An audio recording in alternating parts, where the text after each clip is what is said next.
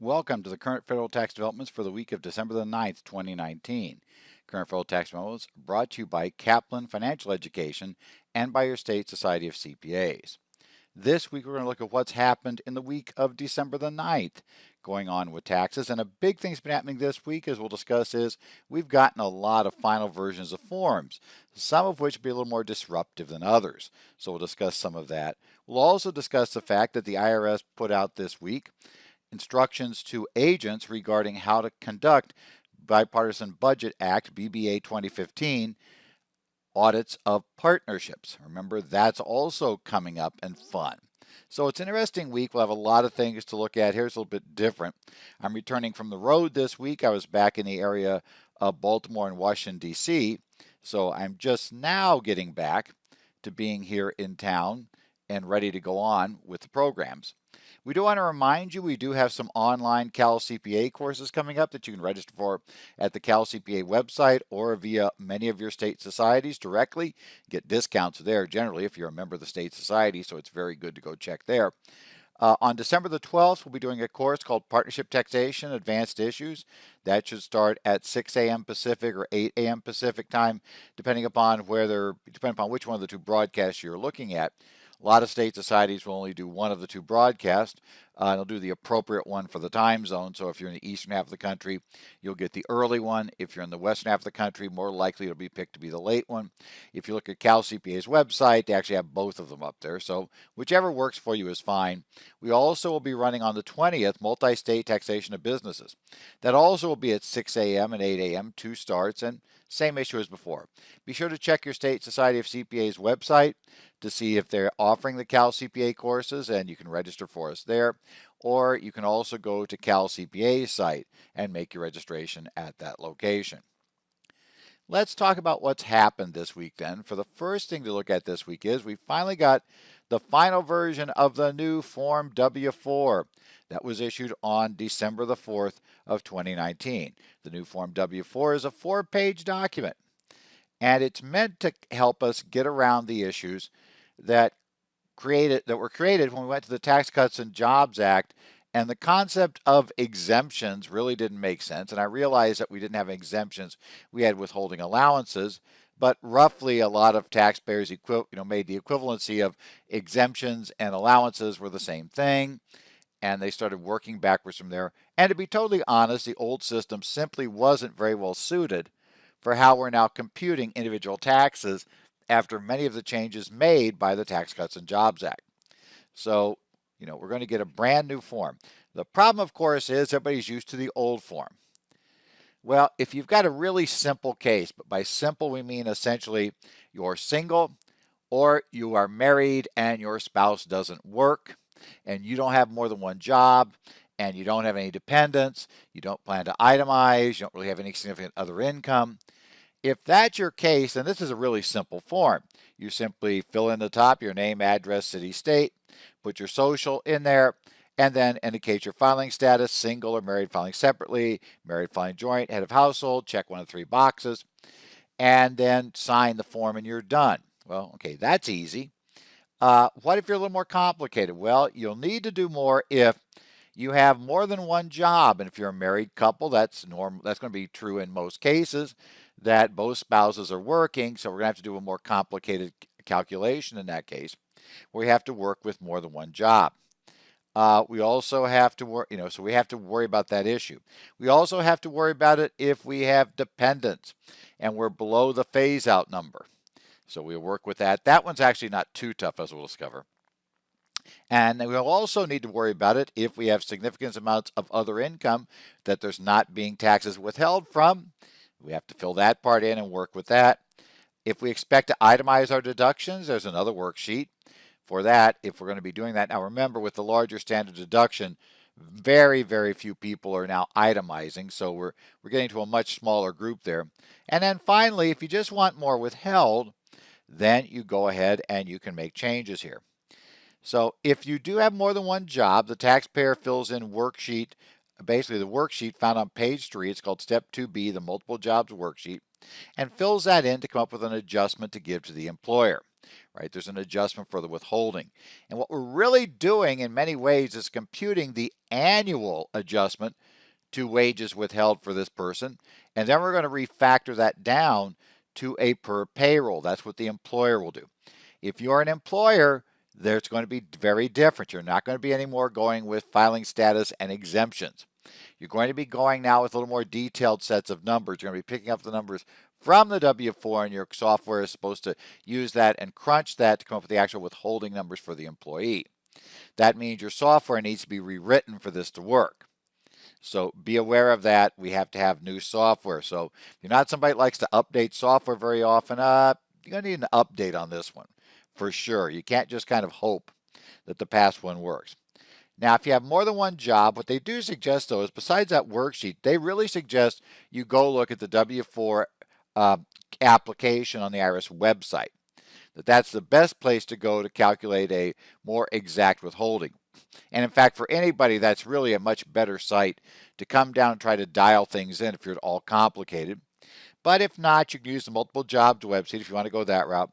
And if you have husband and wife working, or you have two jobs and they're pretty much the same level of income, then you can just take a simple way out and check a box here. It says I have two jobs, but I just want you to go ahead and do the two job withholding standard structure.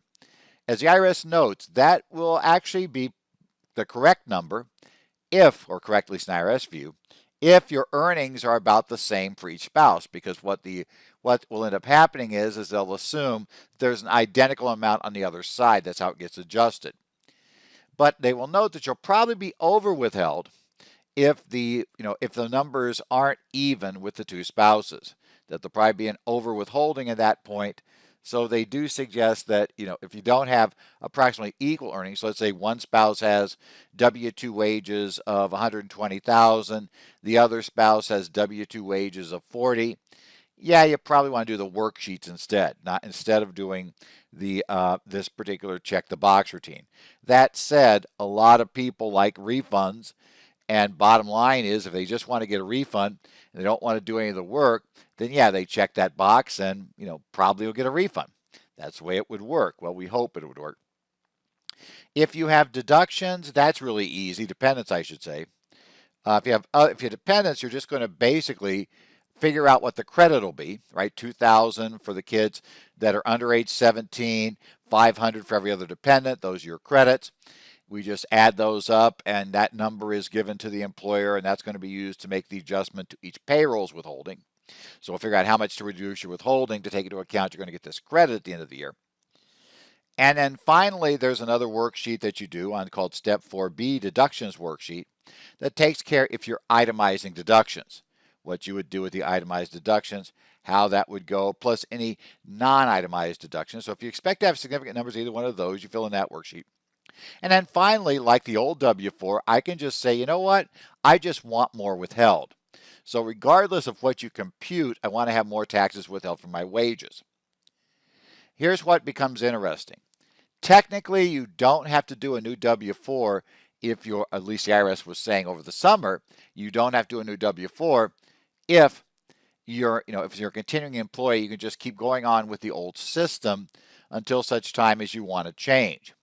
But if you have a new employee, they're going to have to do the new 2020 Form W-4. Doing a new form makes sense if you want to get your withholdings right, because obviously the old system was somewhat odd, didn't quite work right, worked a little weirdly. And I would say it probably makes sense to do the new system as well if you have a married couple and one spouse changes jobs, so they're going to have to do this new W-4.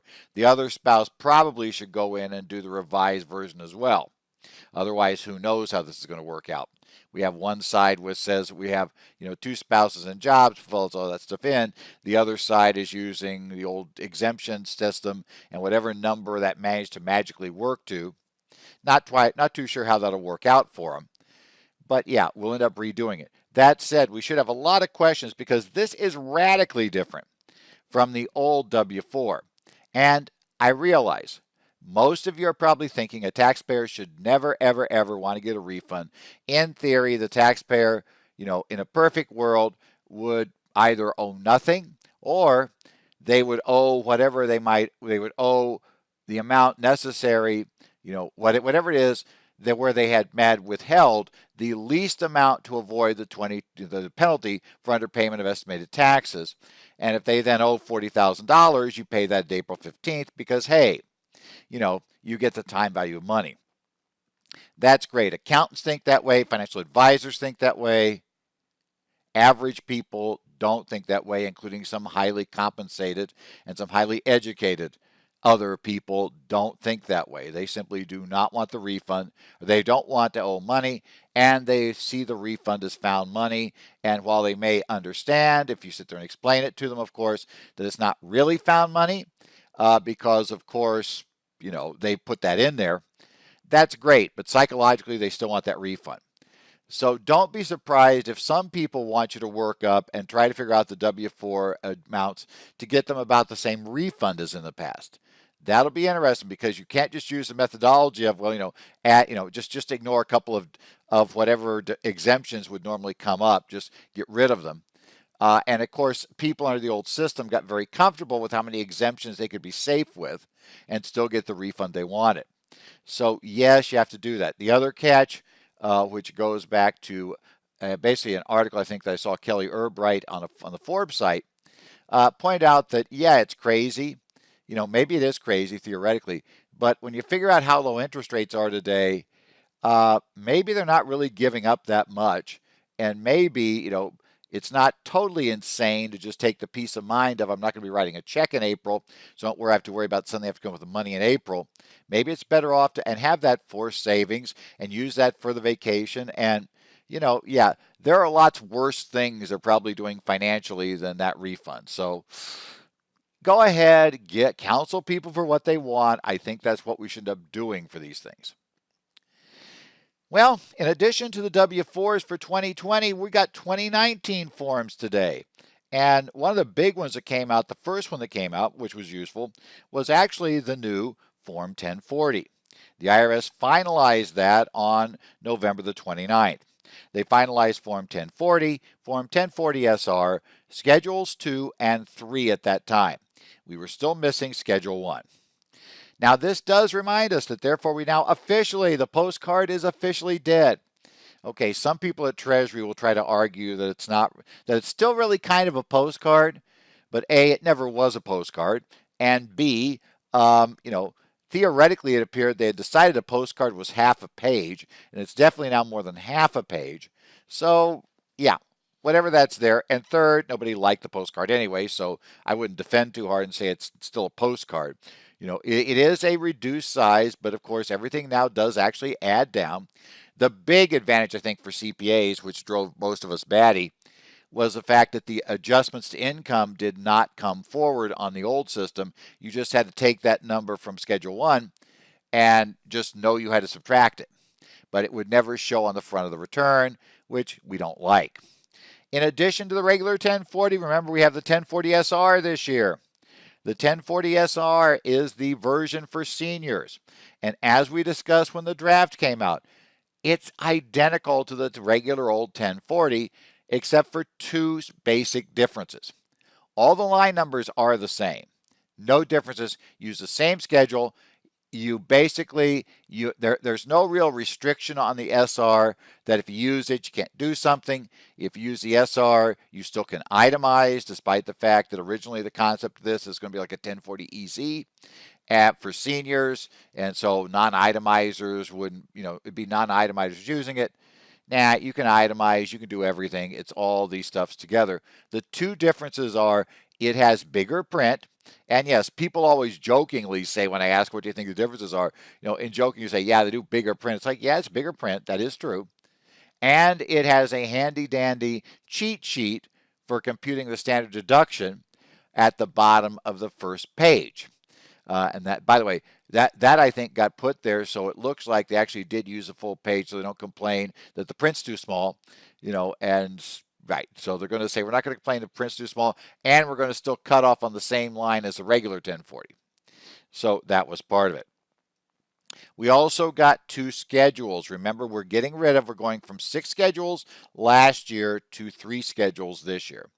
And so they released Schedule 2. Schedule 2 with additional taxes. It contains things like the alternative minimum tax, self-employment taxes, and other less apt to be imposed taxes. But they're all coming there. They're on the front page of the 1040. We also have Schedule 3. It has additional credits, and such as the foreign tax credits on there, which is significant, and payments that don't go on the front. That include things like estimated tax payments will be there. That's what's on Schedule 3. And those are our schedules. Now we have 3 schedules, 1, 2, and 3. Why were we missing number 1? Well, number 1, you may recall, got a change made after first release. When it was initially released, Schedule 1 did not include the question at the top regarding virtual currency. That question was added in a later draft. And so, interestingly enough, when initially released this stuff this week, on the 29th, which essentially was late last week, on Friday of last week when nobody was working, effectively, we thought nobody was working down there at Treasury, somebody was. They didn't release Schedule 1, and that led to a bit of speculation that, are they reconsidering the virtual currency question? Why Schedule 1 not in there? You can come up with all these theories. But the reality was Schedule 1 came out on the 5th. And we just waited not quite a week to release Schedule 1. So the final Schedule 1 did come out, and the big takeaway of this is the virtual currency question remains as it did in the draft at the top of the return.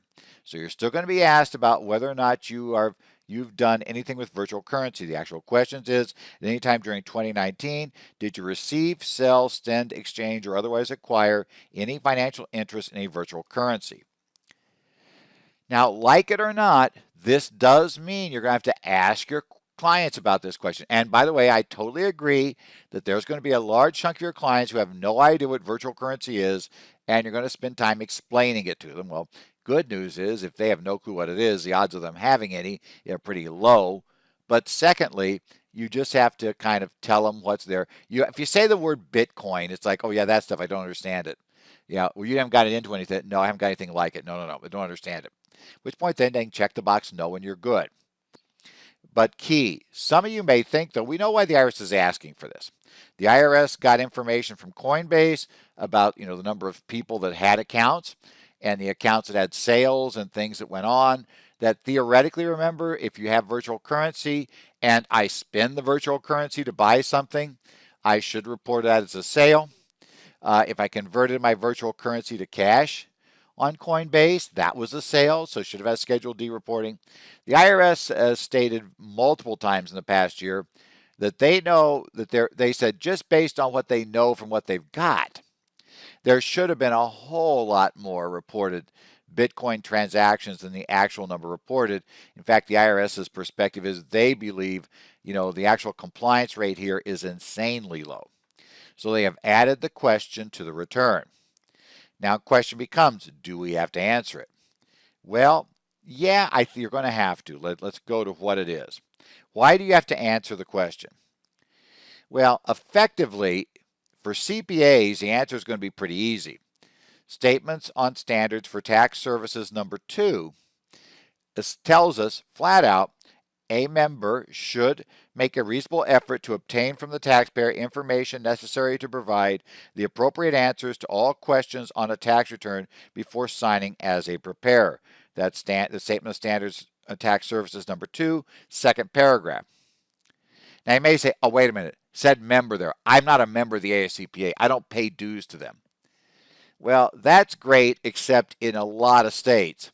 The state board has either openly or effectively adopted the AICPA ethics standards and related standards, and therefore, anytime it says member, they just swap that out and say a fill-in-the-blank CPA. For instance, here in Arizona, that's literally what the standard now says. Our regulations say that you just go back in and, members mean an Arizona registrant. So Arizona CPAs would automatically have to comply with this rule. And as I say, that's going to be true in a lot of states. It's not just a couple of states that have followed and said we're going to do the AI, we do AICPA following. Many states have done that, so we now have AICPA rules that apply in a whole lot of states. This is not just a limited number, so there's a real good chance your state applies the standard regardless. Goes on to make a couple other comments. It does say as part of it, you may go, aha, this is it, this covers me. You can omit there are some cases where it's reasonable to omit an answer. And it gives a couple of examples, but then it goes on to say a member should not omit an answer merely because it might prove disadvantageous to a taxpayer. The fact that your client doesn't want to answer the question will not by itself be sufficient. Now, if they don't want to answer the question and they want to try to claim like Fifth Amendment style issues, that's a whole nother mess. That's one where you don't even want to know the beginning of what problem they've got there. Obviously, there are ways of getting Bitcoin is very useful for certain highly illegal acts and to try to keep them off the books. So those things you do not want to know about. They should seek legal counsel, and after legal counsel, they explain to legal counsel what their problem is. Then legal counsel may decide if they can talk to you. Don't let them talk to you first. The problem with that is whatever you hear, you cannot unhear, and you could quickly become the key witness in a criminal trial, which you really don't want that to happen. It causes you problems, etc. Other problem you've got, let's say you do decide maybe that you could meet the standard to omit the answer. You're warned that you should consider the fact that omitting an answer could cause the return to be deemed to be incomplete or could subject somebody to penalties. And this is a real issue here. Why is the IRS adding this question? Well, let's get to a couple of issues. Let's start first with that incomplete issue. We've had cases in the past, one years ago involving Deutsche Bank, where the court has held, this was a court of claims, that you have to fill in the forms in accordance with the instructions. That's a requirement in order to have effectively filed a return. In the case of Deutsche Bank, they had left off some withholding statements by accident. The IRS noticed they weren't attached. They sent it back. This was for foreign corporation. Basically, and why that became important was it took the IRS longer to issue the refund than they should have. Deutsche Bank thought they should have gotten interest, and the court said no, the original return as submitted was not processable because you hadn't followed the instructions. Same issue here. You don't follow the instructions, the IRS could claim a return was never filed. But the other probably bigger problem is, and I think the reason why this is here is pretty obvious, the IRS has had really good success the last couple of years in getting the courts to rule that taxpayers have willfully failed to file the FBAR reports when the tax returns have not disclosed the fact they needed to file FBAR reports on Schedule B. Now taxpayers have tried to argue that, wait, I just got that from the CPA. I didn't realize the boxes were checked. I never read that, so I didn't even know about the FBAR thing. And the courts have rejected that theory every time. Clients, taxpayers have a responsibility to review the return and read the return. And the courts also say that those questions about Schedule B, this is not exactly a highly technical thing they're telling you. They're saying, do you have a bank account somewhere outside the U.S., or do you have signature authority over one? And if you do, you got to file this form. So it's like it doesn't take a rocket scientist to answer those two questions. So bottom line, yeah, they've not done well.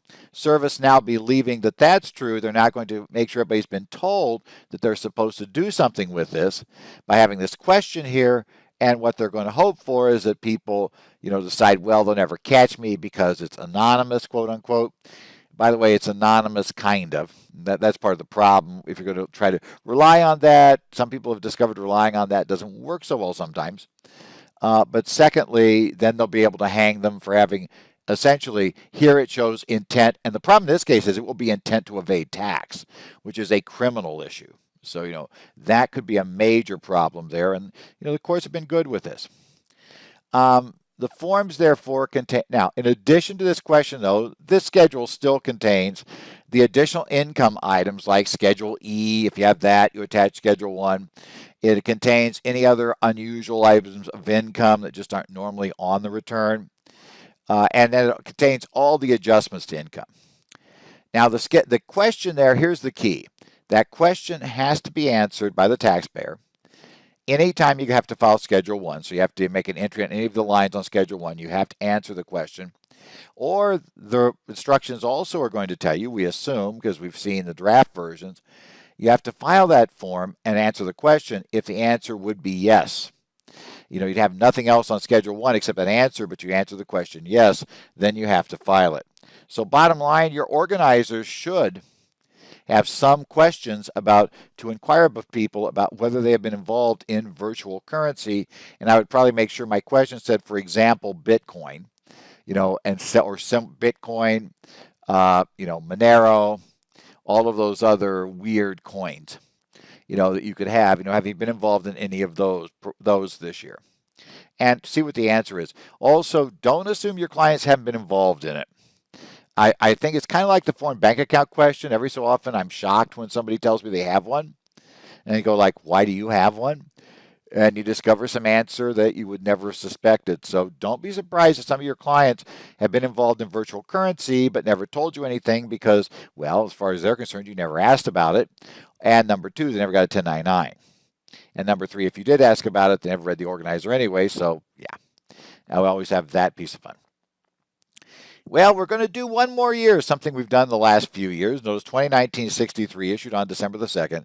The IRS is again going to allow insurance companies and employers to distribute the Form 1095B and 1095C late.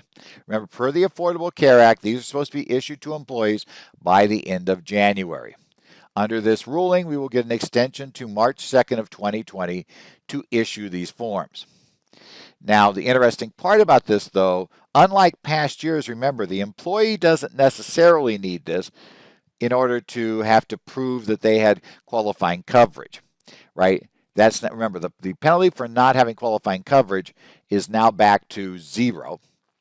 So it's less of a problem than it was. So the IRS is considering what they should do about that. Do they have anything they can do? But they do note the law still requires you to file the form, provide the form. So what they've added is, and I should say for very certain, note, this does not extend the time for filing the forms with the IRS. And two clarifications there.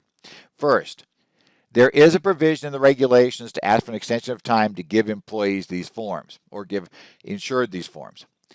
The IRS says because they're already doing a blanket extension that's as long as what you could have asked for under the regulation, you can't ask for an extension under the regulation beyond March 2nd.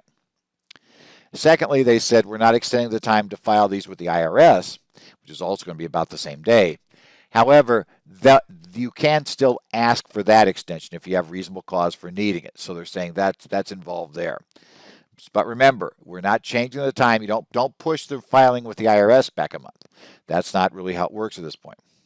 They also have a special relief because, as we said, we don't need these forms for the 1040s this year. So what they're going to say is you're required to have them anyway.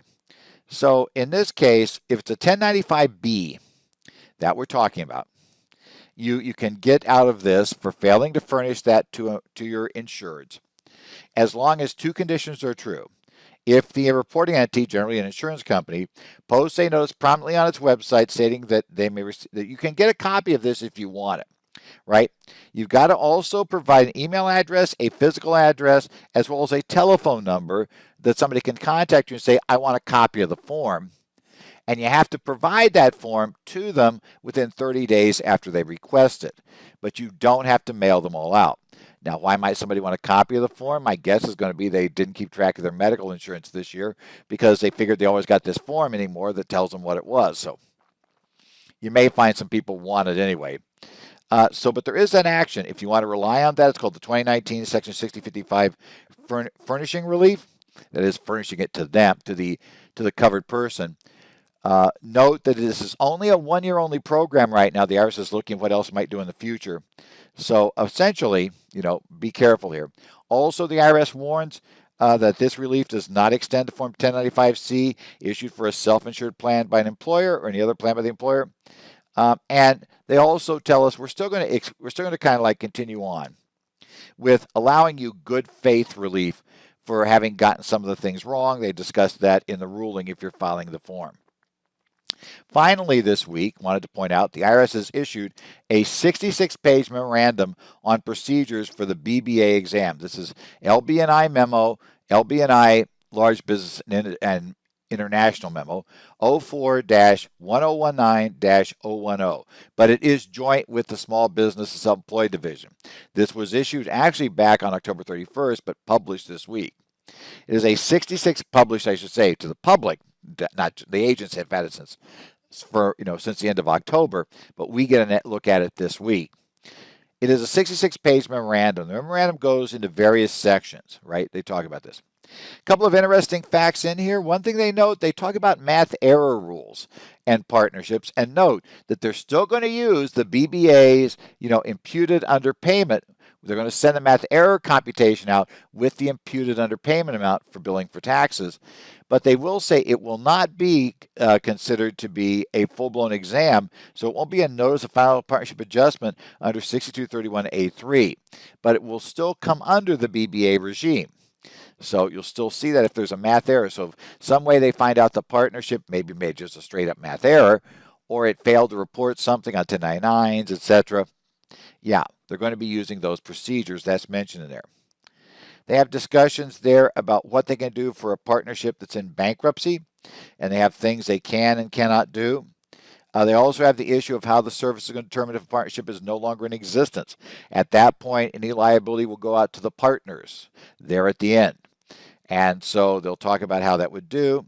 They said it will consider cease to exist if it terminates within the meaning of 708B1. That generally means we distributed all the assets and we're gone, traditional termination you might think of. But it's also going to count if the partnership simply does not have the ability to pay in full any amount due. That is, it's not collectible. That'll also be a no longer in existence partnership. They also have a discussion there about what's going to be considered a partnership-related item under the BBA regime.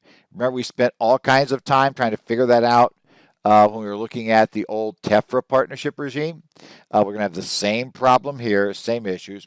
They have a discussion about the secondary taxes and aren't part of BBA. So we'll talk about the special steps they're going to take if there's self-employment tax issue or if there is a net investment income tax issue, because they talk about some of the odd ways that the statutes work in those cases. They also talk about electing out. If a partnership is elected out, one of the things the auditor is going to want to do initially is figure out for sure if that election out is valid. And they discuss some of the ways they do it. They remind you that a non-filer can never elect out because it has to be on a timely filed return. A constructive or de facto partnership would be subject to the regime because it would not have made a timely election. So, that's going to also be a problem. They also remind you to look at the eligibility and whether they could be it. They remind us as well that an S corporation, if it has any QSST or ESBT shareholders that would make them ineligible if they were direct partners, that doesn't factor into the structure. Knowing partnerships that have Q subs are not permitted to elect out. That's kind of interesting. If you have a beneficiary's estate, they said, the state statutory 1041 may issue K1s to beneficiaries. Similarly, it may have beneficiaries who would be ineligible if they were direct partners. These, again, don't factor into it. It also reminds us of the list of things that cannot be partners if an opt-out's going, like you can't have a partnership as a partner or an LLC. You can't have any type of trust, including a grantor trust. Can't have a foreign entity that would not be taxed as a C corporation if it was domestic. Cannot have a disregarded entity for federal tax purposes that are as a partner. You can have an estate of an individual other than a deceased partner as a partner, nor can you have a nominee. All of those are issues.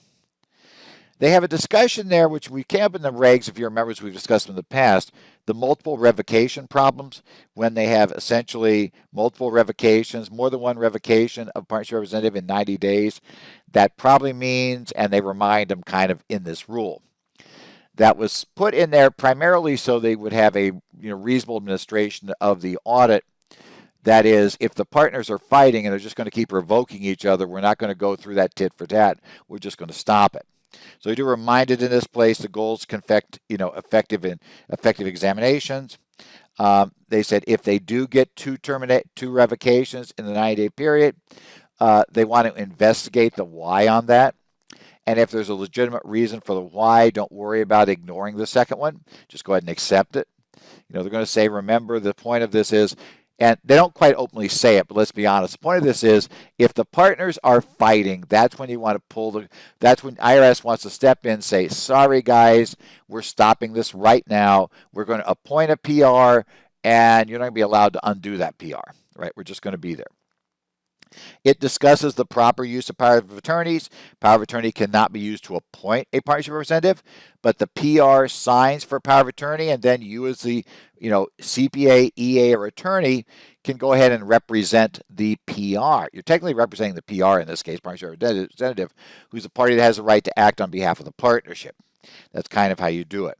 There are some nice examples about how adjustments get grouped. Like, for instance, the clear discussion that, let's say, we have a problem that we allocated too much income to partner A and not enough to partner B. Well, so we should allocate more income to B. They note that you can't net those two adjustments. So there'll be an imputed underpayment on the amount allocated back to partner B, and then partner A will be separated out, and assuming we're not doing a push out on everything, the partner A adjustment will have to be taken care of in the year, the exam ends by the partnership. So we'll have a real weird mismatching there. So be aware of that. There's a good example of that here for the BBA exams, how that'll work. They talk about what can be grouped, what can't be. They're relatively simple examples, but they're not really the most complicated problem you have with grouping. But they are interesting from that perspective as to how the grouping system will work and how we expect it to work. It is, as I said, we're getting to the end of the fall CPE season. We're going to get here. We've got now, and the way this tends to work, to be totally honest, we all know this. Most people don't want to take continuing education courses the last half of December. So right now, these 2 weeks, this week and next week are the big pair of weeks for continuing education. I'm doing some sessions, basically in-house sessions I'm going to be doing in this coming period, in this week. Also going to be doing one live session this week, and I want to remind you of that if you're going to be near Rocky Hill, Connecticut. That's basically just outside of Hartford. I'm going to be doing an Assisting the Survivors of the Decedents Estate session there. We'll talk about that on the 12th of December. So if you're going to be in that area, I'm going to be doing that there. I'll be bouncing around doing some taping for Kaplan for other programs they do. I will also, therefore, I'll be there doing this. I'll be doing some sessions for a firm there. So we have lots of things going on. I'll be in Connecticut this week, and I'm watching to see how the temperature will start out decent and then end up much less decent by the time I get close to the end of this. So I'll be moving around between various cities. I'll be moving around inside Connecticut and then end up near basically in Armonk, New York, at Kaplan's offices there to do some work, and then get back out of it and come back to Phoenix, and I'm done traveling through the end of December. That's great. The following week, I will have a pair of courses here in Phoenix, and this will be offered both live and if you want to sign up for it online by webinar. The first course on the 16th, we'll have 2 4-hour courses, one with the Arizona Accountancy Ethics. As you all know, in Arizona, if you're licensed by Arizona, you need to have an Arizona Ethics course every 2 years. That ethics course has to have certain requirements. We have those requirements in our course. We have 1 hour dealing with Arizona statutes, 1 hour dealing with the AICPA rules. Actually, we tend to go a little bit more in both, but we'll take care of that. We focus it on the tax side. That's the idea of our ethics. By the way, flip side of that, if you're not in Arizona, we don't know if this will qualify for your state's ethics or not. Actually, I think there are a few that are still open with ethics. It may very well qualify. But if your state has specific requirements, the odds are this is not going to fulfill them. And no, this doesn't work if you are an enrolled agent, because this is going to have to cover things that are very, very specific to the state and accounting rules, and it's not going to cover CIRC 230 as the entire 4 hours. So, yeah, it doesn't work there either. Arizona income taxes. We're going to do an update and overview of Arizona income tax rules. We'll take a look at that. We're going to explain what happens with what they passed this year and how it's going to affect the returns for this year. So it'll be an interesting discussion. On the 17th, we're going to do a full 8 hours that day on current federal tax developments, what happened in the year, the past year. And I kind of look at this, and as I've said when I've taught this all this year, I look at this mainly as what's happened since the final regs came out on 109 Cap A at the start of last tax season, because we all spent a lot of time on that. But there's been lots of things happen since then, so we want to kind of discuss what's happened since that point, what's going on, talk a little bit about cases, and a little bit outside federal too. I want to talk a little bit about, what happened with trust taxation at the state level, talk about the Kasner case and the Fielding cases, and how they impact our problem with states, and have sort of a general discussion of the pain the states have become, and we'll get down there. But those are all signed up. You can sign up for that at the Arizona Society of CPA's website. Again, either live, come down and see us here at the Society's offices in Phoenix, or you can take it, you can remote take it, and just take it from the comfort of your home. This has been Current Federal Tax Developments for the week of December the 9th. You can catch our regular updates online at currentfederaltaxdevelopments.com. If you want to have questions or comments, you can email them to me at edzollers@currentfederaltaxdevelopments.com. Nice place to grab them. I do know there that it relates to the CPE style programs. It's a lot better place to put them. I realize I have other addresses. I realize a lot of people know those other addresses, but it's a lot safer to send email questions there. If you want to follow me on Twitter, I'm there at Ed Zollers is my location. If you want to follow discussions on a subreddit, I do on Reddit, go on /r/taxpros. As I mention every week, I also follow discussions on 3 state societies, the Arizona, Minnesota, and New Jersey Connect sites. So if you're posting on Connect, I keep an eye somewhat on what goes on those sites and try to respond if I think I have something to add. I also will look in from time to time to the Tax Talk discussion group run by CalCPA. That one is open to anybody around the country. It's a little messier to get into, so if you want to, you can drop me an email if you want to try to get into CalCPA stuff, and I'll dig up the stuff to figure out how you can make your request to get in there. You should be approved as long as you're licensed in, basically in one of the states. You should be there. Shouldn't be a problem, but it's a little more complicated because they had to move off of Yahoo Groups. But as that stands, I said I'm going to be on the road for the week, so this will be an interesting week to write things on. But I do have some downtime, though, during the week, so probably I think I should have no problem getting things written this week. I'll say that and hope I'm right about getting that done. So hopefully we'll get everything together. We'll be right here on time next week when I get back in and hopefully finally get awake after returning about the middle of the night before for that. And so hopefully we'll see you here as we get closer and closer to the end of this year and closer. All these forms mean tax season is upon us almost. And we want to get ready for this, and or maybe we don't, but it doesn't matter. It's going to come anyway. So go ahead, tune back in, watch us here next week here at Current Federal Tax Development.